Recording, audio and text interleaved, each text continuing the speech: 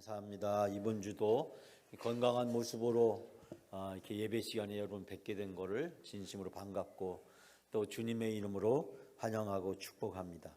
지난주 제가 여러분들에게 내 시계를 끄세요. 그럼 하나님의 시계가 작동하고 하나님의 시간이 시작된다라는 말씀을 드렸습니다. 영광교회를 해부하시는 하나님의 시간이 우리 영광교회에게 시작이 됩니다. 우리 장로님이 기도 때 말씀해 주셨지만 10월 29일 우리는 장로 4분을 선출, 피택하기 위한 공동회의를 합니다. 공동회의를 하는 것은 큰 일입니다.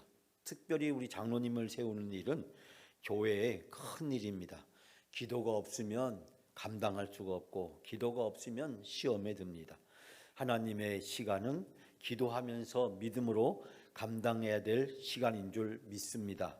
여러분께서 공동회에서 기도해 주시고 하나님의 선한 역사가 우리 영광교회에 나타날 수 있도록 여러분이 함께해 주시기를 간곡히 부탁을 드립니다. 저는 오늘부터 10월 한 달 동안 디도서의 말씀을 가지고 여러분들과 주일 오전에 주일 오예배 시간에 함께 나누려고 합니다. 사도 바울은 여러 통의 편지를 썼습니다.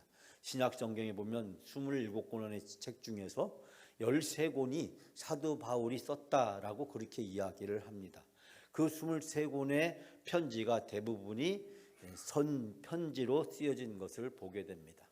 이 편지라고 하는 것은 그때 당시에 어떤 소식이나 어떤 것을 문안할 때 쓰는 일반적인 방식이었습니다.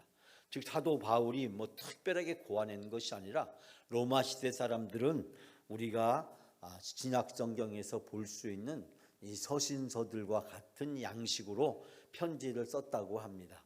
먼저 편지를 받는 사람에게 문안 인사를 하고 그 다음에 편지의 내용, 즉 편지를 쓴 목적에 대해서 구구절절히 이야기하고 마지막에 가서는 이제 다시 인사를 하면서 끝마치는 형식으로 되어 있었는데 로마 시대에 발견된 고고학적 유물에 의하면 당시에 많은 편지들이 신약 성경에 나와 있는 서신서들과 그 형식과 내용이 아주 비슷했다라고 이야기하고 있습니다. 오늘 주신 말씀은 디도서입니다. 이 디도서는 사도 바울이 썼다고 알려진 13권의 서신서, 그 13권의 서신서는 크게 3가지 부류로 나눠지는데 첫 번째는 사도 바울이 옥중에서 이 감옥에서 쓴 편지들이 있습니다. 즉 감옥에서 여러 교회들이 어렵고 힘들다고 하는 소식을 들을 때마다 사도 바울은 그것을 위해서 기도하고 또 어렵고 힘든 교회들을 격려하고 위로하고 또 잘못된 것으로부터 그들을 가르쳐서 바로 잡을 목적을 가지고 편지를 썼습니다.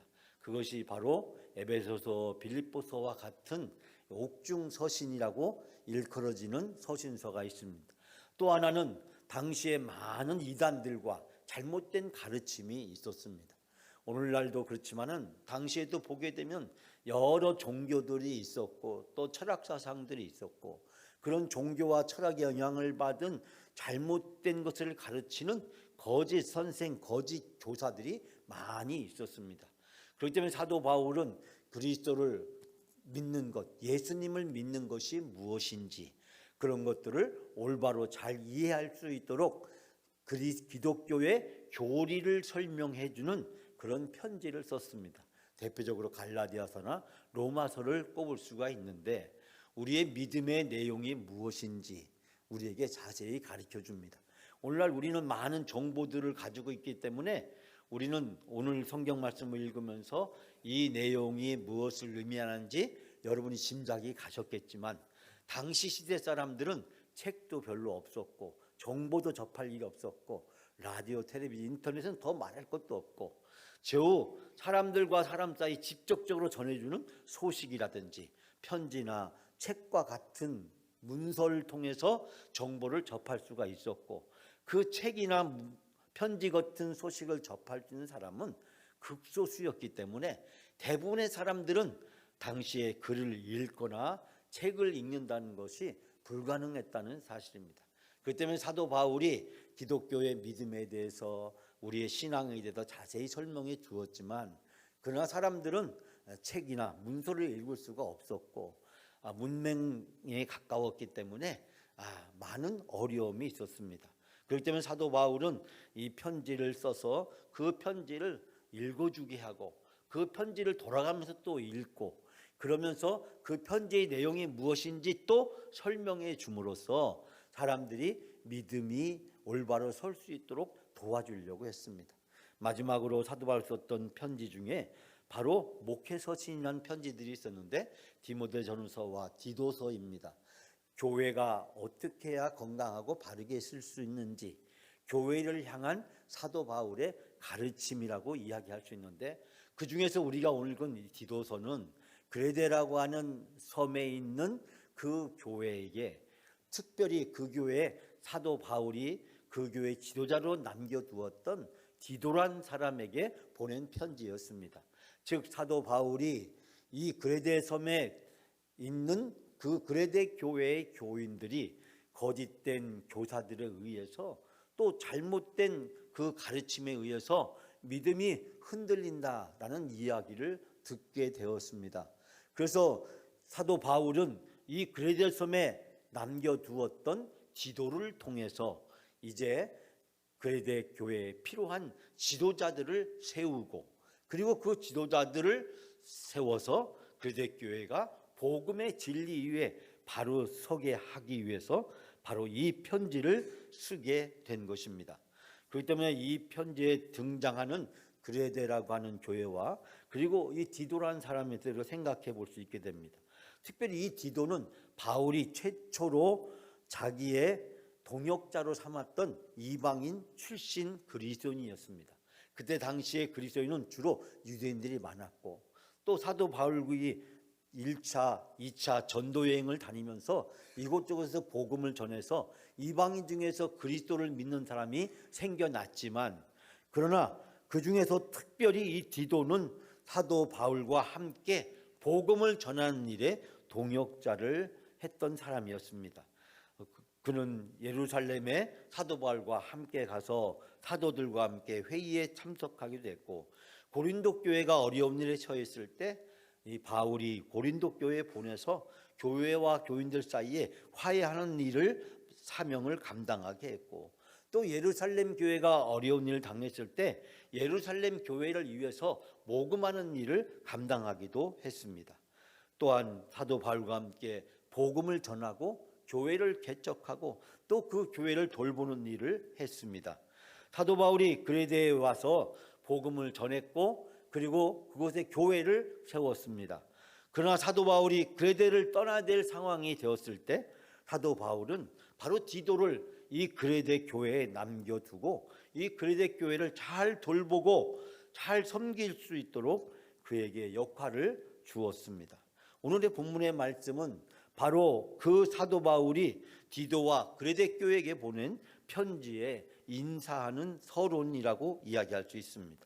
서론이지만 이 짧은 말씀 속에 바로 사도 바울이 왜 그레데 교회 즉 디도서라고 하는 이 편지를 쓰게 됐는지 그 내용을 알 수 있게 됩니다. 저는 오늘 세 가지 말씀을 통해서 여러분과 은혜를 함께 나누고자 합니다. 첫 번째는 부르심은 종의 사역입니다. 부르심은 종의 사역이라고 하는 것입니다. 자, 1절 말씀 우리가 아까 읽었는데 다시 한번 같이 함께 봉독합니다. 하나님의 종이요 예수 그리스도의 사도인 나 바울이 사도된 것은 하나님의 택하신 자들의 믿음과 경건함에 속한 진리의 지식과 아멘. 자, 이 말씀을 쉽게 번역해 보면 하나님의 종이요 예수 그리스도의 사도인 나 바울은 하나님께서 택하신 자들의 믿음을 일깨워주고 하나님께서 택하신 자들의 믿음을 일깨워주고 경건함 속에 깃든 진리의 지식을 깨우쳐 주려고 사도가 되었습니다. 자, 우리가 사도 바울이 쓴 13권의 서신서에 보게 되면 바로 이와 같은 인사말로 시작합니다. 하나님의 종 또는 그리스도의 종인 나 사도된 바울은 이라고 이야기함으로써 자기와 하나님과의 관계 그리고 자기의 정체성이 무엇인지를 분명히 고백하고 드러내고 있는 것을 발견하게 됩니다. 사도 바울은 오늘 본문의 말씀에서 자기 자신을 하나님의 종이라고 표현하고 있습니다. 그리고 예수 그리스도의 사도가 되었다라고 이야기를 하고 있습니다. 여기서 종이라는 것은 우리가 다시피 당시 시대의 노예와 같은 신분이었습니다. 그런데 여기서 우리가 하나님의 종이라고 할 때 종은 주인이 아니라는 것입니다. 종은 주인을 섬기는 자입니다. 그리스도의 종은 그리스도를 섬기는 자입니다. 하나님께서 사도 바울을 왜 불렀느냐? 그것은 바로 하나님의 종으로 사역을 하기 위해서 그를 불렀다라고 하는 것입니다. 종은 주인의 지시를 따르고 주인을 위해서 존재하는 것입니다. 그럴 때 자신의 목적을 달성하는 것이고 그것이 바로 종의 행복인 것입니다. 종의 행복은 종 자신에게 달려있는 것이 아니라 주인의 뜻에 달려있다는 것입니다. 사도 바울은 겸손하게 자기 자신을 표현하기를 내가 그리스도의 종이다 라고 이야기하고 있습니다. 내가 그리스도의 종으로 이 세상에 하나님께서 나를 부르셨다라고 말씀하고 있습니다. 우리 아시피 바울은 당시에 로마의 시민권자를 가지고 있는 사람이었습니다. 태어나면서부터 로마의 시민권을 가지고 있는 사람은 당시에 대단한 권력과 힘을 가진 사람이었습니다. 당시 로마 제국은 우리 아시피 광대했습니다. 그 광대한 제국 어디에서든지 로마의 시민권을 가진 사람은 법적으로, 군사적으로, 형사적으로 모든 것에 보호를 받았습니다. 그렇기 때문에 그 사람에게 무슨 일이 생기면 그 사람은 로마에 가서 재판을 받도록 했습니다. 그렇기 때문에 이 예루살렘, 즉 유대 지방에서 로마의 시민권을 가진 사람에게 무슨 일이 생겼을 때 그는 바로 이 예루살렘에서 재판을 받는 것이 아니라 저 로마에 가서 재판을 받는 것이었습니다. 그만큼 로마의 시민권을 가진 사람은 안전하게 그리고 특권을 가진 사람들이었습니다. 뿐만 아니라 그는 왕이 배출됐던 베냐민 지파 출신의 사람이었습니다. 유대인 중에서 베냐민 지파 하면 그래도 이 다윗 왕이 배출된 그런 지파 출신으로 다른 지파 사람들보다도 우월감을 가지고 있었습니다. 뿐만 아니라 8일 만에 할례를 받았건 정말 그는 순수한 혈통의 유대인 중에 유대인이었습니다. 거기다 더 나아가서 당시 최고의 율법학자였던 가말리엘의 제자이기도 했습니다. 특별히 그가 태어나서 자랐던 다소라고 하는 지방은 대학이 있었고 헬라 문화가 철학을 연구했던 학자들이 많이 있기도 했습니다. 여기에서 우리가 발견하게 된 것은 이 바울이라는 사람은 정말 대단한 사람이었다는 것입니다. 로마의 시민권을 가지고 있었고 유대인 중에 유대인이었습니다. 훌륭한 가문과 신분과 학력을 다 갖춘 모든 유대인들이 부러워하는 엘리트 중에 엘리트였습니다. 그런데 그런 바울이 다메섹에서 부활하신 예수님을 만났습니다. 그리고 그는 자기가 사람들이 부러워했던 그 모든 것들을 훌륭한 가문과 신분과 학력을 다 내려놓았습니다. 베드로처럼 다 버렸습니다. 그리고 스스로 예수 그리스도의 종이 되었습니다. 나는 이제 예수님을 위해 살겠다. 지금까지 나를 위해서 살았는데 이제 앞으로는 예수님을 위해서 예수님의 종이 되어서 내가 살겠다는 것입니다. 예수님을 만나고 인생의 목적이 변하고 인생의 가치관이 달라졌습니다. 사랑하는 여러분, 행복의 기준이 어디에 있는 것일까요? 우리 오늘 주신 말씀은 우리에게 행복의 기준을 다시 한번 생각하게 만들어줍니다. 영국의 유명한 신학자 tim 체스터라는 사람은 그런 이야기를 했습니다. 행복한 삶이 무엇인지 교회와 다르게 규정하는 세상 문화 속에서 복음적인 삶을 사는 것은 힘든 과제다. 어렵게 느껴지죠? 이 말이 무슨 뜻이냐면 행복이라고 생각하는 것, 우리 기독교인이 행복이라고 생각하는 행복의 기준과 세상 사람들이 생각하는 행복의 기준과 다르다는 것입니다. 그렇기 때문에 우리 기독교인들이 기독교의 행복의 기준을 가지고 이 세상 속에서 행복한 삶을 살아가려고 하니 이 둘 사이에 많은 간격이 있고 갈등이 있고 차이가 있다는 것입니다. 오늘날 우리가 살아가고 있는 문화, 방송, 신문, 인터넷 온갖 것들을 보면은 믿을 수 있는 것이 별로 없고 정치가들도 부패하고 범죄가 만연하고 거칠고 이기적인 인종차별의 문화이고 또 육체노동을 꺼리고 과식이 일상적인 문화다라고 이 체스터라는 학자는 이야기하면서 오늘날 현대 사회가 이렇게 복잡하고 문제가 많기 때문에 이런 사회 속에서 우리가 그리스도인으로서 믿음을 가지고 신앙생활하는 것이 얼마나 어려울까. 우리가 가정에서 사회에서 또 직장에서 생활하면서 예수 믿는 사람으로 내가 이렇게 살면 안 되는데, 예수 믿는 사람인데 내가 이렇게 해도 되나? 라고 싶을 정도로 세상과 끊임없이 대립하거나 갈등을 겪거나 타협해야 될 일들이 우리가 얼마나 많습니까? 체스터라는 사람은 바로 그 이야기를 하고 있는 것입니다. 즉 그리스도인으로서 행복의 기준을 가지고 이 세상의 행복의 기준과 다르기 때문에 바로 살기가 참 어려운 일이다. 당시 이 그레데 교회도 우리와 똑같은 문제에 직면하고 있었습니다. 즉 오늘날 우리가 겪고 있는 문제는 우리들만 겪는 것이 아니라 수천 년의 역사 속에서 매번 반복되는 일이었다는 것입니다. 이런 세상 속에서 기독교의 믿음과 신앙을 가지고 행복한 인생을 살아가는 것은 쉬운 일이 아닙니다. 그러나 사도 바울은 단호하고 분명하게 우리에게 이야기를 해줍니다. 그는 세상의 기준에서 성공과 행복의 기준으로 삼았던 것들을 과감히 내려놓았습니다. 그는 훌륭한 배경과 신분과 학력과 가문이 그리고 그가 가지고 있었던 지식이 인생의 성공과 행복의 기준인 줄 알았습니다.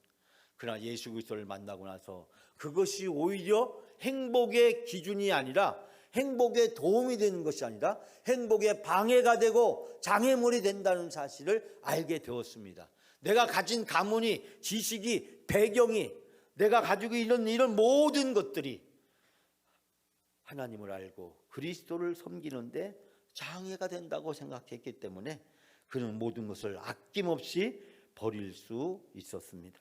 오늘 디도서의 말씀은 바울이 결정적인 영향을 미치는 행복한 삶의 비전을 우리에게 이야기해 주고 있습니다.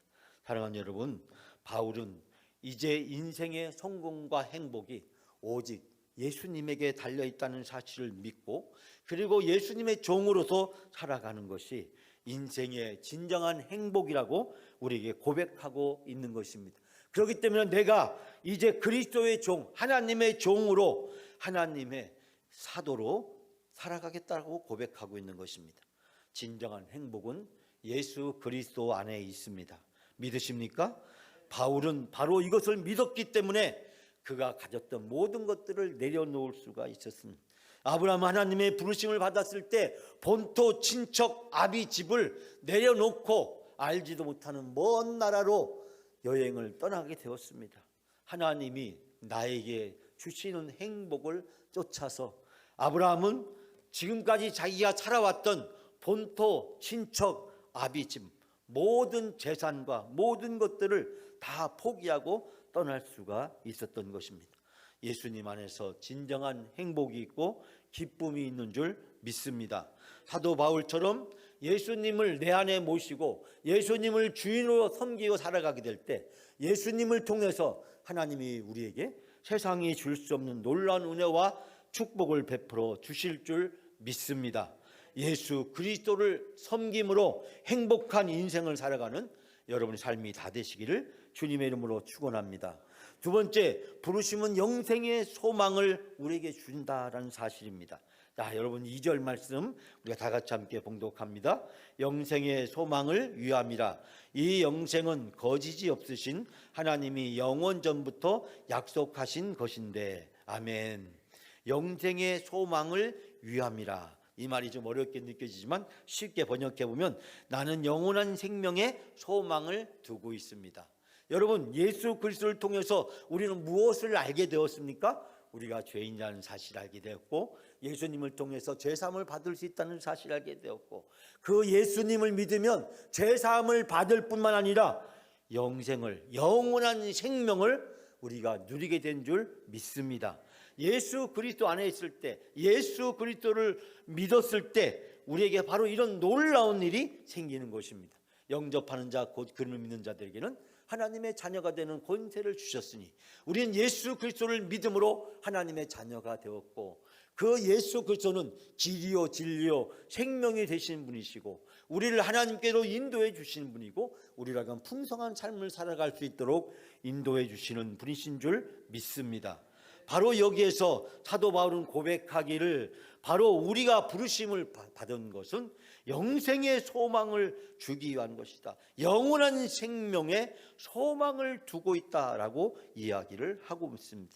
그러면서 말씀하기를 거짓이 없으신 그 하나님은, 거짓이 없으신 하나님이 영원 전부터 약속해 주신 것이다. 즉 우리의 구원은 영원 전부터 이미 미리 정해져 있었다라고 하는 것입니다. 하나님이 그렇게 말씀하셨고 하나님은 거짓이 없으신 신실하신 분이기 때문에 하나님은 그 약속을 반드시 이루어 주신다라고 하는 것입니다. 자, 이 표현을 이해하기 위해서는 당시대 사람들을 조금 더 우리가 생각해 볼 필요가 있습니다. 당시 이 그레데라고 하는 섬은 우리가 아시다시피 지중해에 있는 섬 아닙니까? 그렇기 때문에 그리스와 가까웠고 그리스의 많은 영향을 받았습니다. 그러다 보니까 이 그리스의 철학과 그리스의 종교들이 이 그레데 사람들에게도 많은 영향을 끼쳤는데, 그러다 보니까 이 헬라 사람들이 섬기던 제우스를 비롯한 여러 헬라의 신들을 섬기고 그들을 쫓았습니다. 그들의 철학과 종교는 이 그레데 사람들의 이 의식과 생활에 많은 영향을 끼치기도 했습니다. 그런데요, 이 제우스는요, 거짓말을 쉽게 하는 헬라의 신 중에 하나였습니다. 헬라의 신들은 이 거짓말을 통해서 인간들을 때때로 속이고 조롱하는 그런 모습들을 종종 보게 됩니다. 여러분이 그리스 신화를 보시면 바로 그와 같은 신들의 모습을 발견할 수 있게 됩니다. 여기에서 왜 거짓이 없으신 하나님이라고 했느냐? 즉 헬라의 신들은, 이 제우스의 신들은, 저 헛된 우상들은 우리를 속이지만 그러나 우리 하나님은 거짓이 없으신 분이기 때문에, 신실하신 분이기 때문에 약속한 것을 반드시 이루어 주신다. 그 약속은 뭐냐? 영원한 생명에 우리의 소망을 두는 것이라고 말하고 있습니다. 사랑하는 여러분, 예수 그리스도를 통해서 구원해 주신 하나님의 구원의 약속은 영원한 소망인 줄 믿습니다. 어떤 상황이 와도 변하지 않는 것인 줄 믿습니다. 내가 예수를 구주로 믿고 구원받았고 하나님의 자녀가 된 것은 세상에 어떤 일이 있다고 할지라도 한 번 받은 구원은 영원히 변하지 않는 줄 믿습니다. 우리는 바로 이 영생의 소망을 굳게 붙들고 이 세상 속에 살아가게 될 때 진정한 행복을 누리며 살아가는 삶이 될 줄 믿습니다. 이 영생을 소망하며 살아가는 사람, 그 사람은 경건하게 살아가게 됩니다. 경건이란 말은 이 바울 서신에 무려 20회나 등장하고 이 디모데전서와 디도서에 보면 15번 등장하는데, 이 경건이란 말이 무슨 뜻일까요? 신앙생활을 오래 하면은 경건해진다, 예수님을 믿으면 경건해진다, 경건하기 위해서 힘써야 된다라는 말을 많이 들으셨을 텐데, 이 경건한다는 것은 도대체 무슨 뜻일까요? 이 경건하다는 것은 그리스도 안에서 그리스도의 부르심에 합당하게 살아가는 것입니다. 즉 성도답게 살아가는 것입니다. 하나님의 자녀답게 살아가는 것입니다. 그렇기 때문에 성도는, 그리스도인들은, 교인들은 경건하게 살아야 합니다. 이 경건을 신비하고 초월적이고 이상한 것으로 생각해서는 안 됩니다. 사랑하는 여러분, 예수님은 하나님을 알고 예수님을 닮아가고 성령님의 인도하심을 따라갈 때 바로 그 사람의 삶 속에서 경건이 나타나게 되는 줄 믿습니다. 경건은 예수님을 닮아서 섬기는 삶을 사는 것입니다. 그렇기 때문에 사도 바울은 바로 오늘 본문의 말씀에서 우리들에게 말씀하고 있는 것입니다. 즉 경건은 우리가 신앙생활을 열심히 하게 될 때, 그리고 그 신앙생활을 통해서 우리의 삶에서 나타나는 모습이라고 하는 것이고, 그것은 다른 어려운 것이 아니라, 신비한 것이 아니라 바로 경건이라는 것은 예수 그리스도를 닮는 것, 예수 그리스도의 삶의 모습이 내 안에서 나타나는 것을 경건이라고 이야기할 수 있습니다. 성자가 되겠다는 큰 꿈을 가진 어떤 사람이 수도원에 들어갔습니다. 수도원에서 여러 가지 훈련을 받고 자기가 이제 믿음과 영적 통찰력을 통해서 위대한 수도자가 되야겠다라고 생각했습니다. 그런데 수도원 원장이 그에게 아무도 없는 방에 들어가서 아무 말도 하지 말고 하나님의 음성을 들으라고 이야기합니다. 한 주가 지나고 몇 달이 지났는데 아무런 말도 들리지 않았습니다. 그러자 이 수도원 원장에게 아무 말도 내가 들리지 않는다고 했더니 이번에 수도원 원장이 청소를 하라고 시켰습니다. 청소를 한 주하고 한 달하고 두 달하고 몇 년을 했는데도 수도원 원장이 아무 말을 하지 않습니다. 이 젊은이는 너무 실망해서 원장에게 또 다른 일을 달라고 했습니다. 그러자 이번에 원장이 빨래 빠는 일을 시켰다고 합니다. 몇 달이 지나고 또 몇 년이 지났습니다. 그래서 어느 날 원장이 이 청년에게 하는 말이 이제 배울 것을 다 배웠으니 이 세상으로 나가라고 이야기했답니다. 이 사람에게 필요한 것은 무엇이었을까요? 자기가 가진 모든 것들을 다 내려놓고 진정으로 섬길 수 있는 섬김의 삶을 살아가는 것을 바로 수도원 원장은 이 사람이 배우기를 원했습니다. 섬김이 바로 영성이고 섬김이 바로 경건인 것입니다. 경건한 사람은 삶의 모습에서 무엇이 나타나느냐? 종교적인 것이 드러나는 것이 아닙니다. 우리는 잘못 오해하고 있습니다. 예수님의 삶을 통해서 예수님이 무엇을 보여주기 위해서 이 세상에 오셨습니까? 예수님은 섬기로 이 세상에 오셨습니다. 그래서 예수님은 말국간에 태어나셨지만 하나님의 아들이 그런 대접을 받았음에도 불구하고 예수님은 하나밖에 없는 목숨을 주시기까지 우리에게 섬김의 삶을 보여주셨습니다. 병자들을 찾아다니시고 가난한 자들을 먹이시고 귀신을 내어쫓으시고 하나님 나라의 복음을 전파해서 사람들을 구원시켜 주셨습니다. 예수님은 섬기려 오셨고 섬기는 삶을 사셨습니다. 예수님은 우리들에게 경건의 참된 모습이 섬김에 있다고 하는 사실을 가르쳐 주고 있습니다.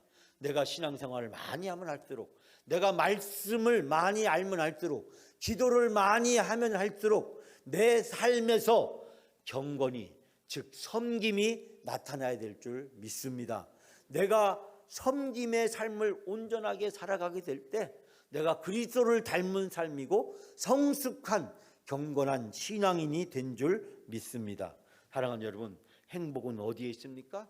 내가 섬길 때, 섬기는 삶을 살아갈 때 하나님은 우리들의 행복한 인생을, 행복한 삶을 살아갈 수 있도록 우리를 인도해 주시는 줄 믿습니다.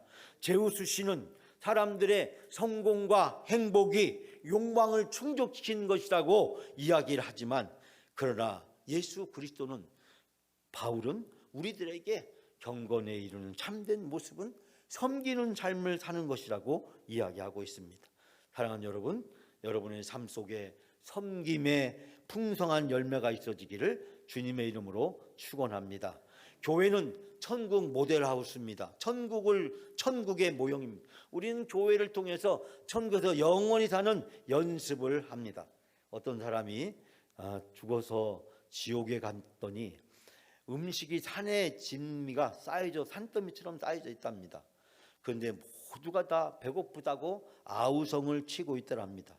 왜 그런가 했더니 젓가락이 얼마나 큰지 한 2m가 되더라는 거예요. 그런데 그 젓가락을 가지고 자기가 자기 입에다 먹으려고 하니 아무것도 먹을 수가 없었다고 합니다. 지옥은 욕심이랍니다. 그런데 그 사람이 다시 천국에 가보니 음식이 똑같이 산의 진미가 산더미처럼 쌓여져 있더랍니다. 그런데 모든 사람이 배부르고 행복하더랍니다. 2m가 넘는 그 큰 젓가락을 가지고 서로 열심히 먹여주고 있더랍니다. 천국은 섬김이라는 것입니다. 이런 이야기 한 번쯤은 다 들어보셨죠? 몇 번씩 들어본 분도 계실 거라고 생각합니다. 여러분, 무엇이 천국일까요? 다른 사람을 섬길 때, 다른 사람에게 행복할 때 나도 행복해진다는 사실을 이 이야기는 우리에게 가르쳐주고 있습니다. 교회는 바로 섬김을 통해서 천국에서 영원히 사는 연습을 하는 것, 훈련을 하는 것이 교회인 줄 믿습니다. 우리는 천국에서 영원히 행복한 삶을 살 수 있도록 예수 그리스도를 통해서 구원을 받았고 하나님의 자녀가 되는 특권을 누리게 되었습니다. 여러분, 영생의 소망을 가지고 섬김의 삶을 살아가는 여러분이 다 되시기를 바랍니다. 마지막으로 부르심의 목적은 사명에 있다는 것입니다. 즉 하나님께서 택하신 자들을 믿음과 진리의 지식으로 세워주십니다. 여러분 3절 4절 우리가 마지막으로 다 같이 함께 봉독합니다. 자기 때에 자기의 말씀을 전도로 나타내셨으니 이 전도는 우리 구주 하나님이 명령하신 대로 내게 맡기신 것이라. 같은 믿음을 따라 나의 참 아들 된 디도에게 편지하노니 하나님 아버지와 그리스도 예수 우리 구주로부터 은혜와 평강이 내게 있을지어다. 아멘. 자, 여기에서 이 전도는 우리 구주 하나님의 명하신 대로 내게 맡기신 것이라. 말이 좀 어렵습니다. 그러나 이 말을 쉽게 생각하면 우리 구주이신 하나님의 명령을 따라서 선포의 임무를 맡았습니다. 다시 무슨 뜻이냐면 하나님이 우리에게 명령하셨는데 그 명령은 뭐냐면 복음을 전하라 라고 하는 사명을 우리에게 주셨다라는 뜻입니다. 사도 바울은 그가 다메섹에서 예수 그리스도를 만나고 나서 그리고 그는 이제 예수 그리스도의 복음을 증거하는 사람이 되었습니다. 그는 예수 그리스도를 만나고 나서 자기가 핍박했던 그 예수 그리스도의 복음을 다른 사람들에게 전하기 시작했습니다. 복음을 전하는 것이 사도 바울의 사명이라고 하는 것입니다. 하나님은 우리를 왜 부르셨을까요? 하나님은 왜 우리를 구원해 주셨을까요? 하나님은 왜 우리가 행복하게 살기를 원하실까요? 우리를 통해서 하나님이 어떤 분인지 드러나기를 원하고 우리를 통해서 예수 그리스도가 전파되기를 원하시는 줄 믿습니다.